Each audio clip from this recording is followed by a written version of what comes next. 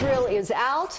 Governor Ron DeSantis has named Gregory Tony as the new Broward County Sheriff. We have live team coverage for you, beginning with CBS 4's Carrie Codd. Carrie is live at BSO headquarters near Fort Lauderdale. Much more on what the governor had to say. Bold move by the governor, Carrie. Elliot, Diane, the families of the Parkland shooting victims demanded accountability in the wake of the shooting. And today they believe Governor Ron DeSantis gave it to them.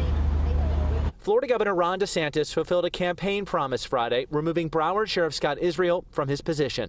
And I have no interest in dancing on Scott Israel's political grave. Just suffice it to say that the massacre might never have happened had Broward had better leadership in the sheriff's department. Israel and BSO have been heavily criticized for their failures during the Marjory Stoneman Douglas shooting. A commission investigating the incident found that a number of deputies failed to rush into the building even as shots were being fired. And they criticized an active shooter policy that gave deputies discretion on whether to confront an active shooter. Families of the victims applauded the governor's decision. He realizes that public safety is the most important thing, and the cultural corrections are necessary to protect the citizens before the next mass casualty event happens in Broward County.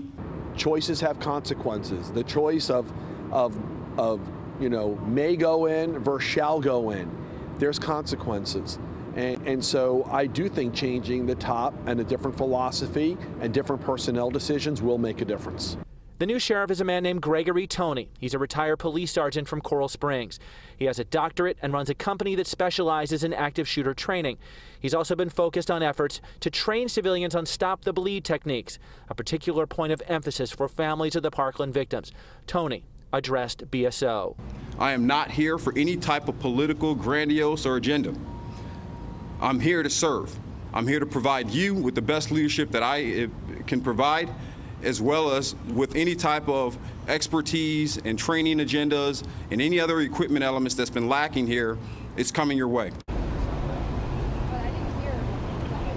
Now, in the executive order removing Israel from office, DeSantis cited numerous things, including deputies who did not follow up on specific tips about this shooter prior to the shooting, School Resource Officer Peterson, who did not go into the freshman building, deputies who did not rush to confront the shooter, and changing that active shooter policy. Also, a lack of consistent active shooter training. Now, Israel is not the only one that is out. We learned today that 5 members of his command staff also resigned.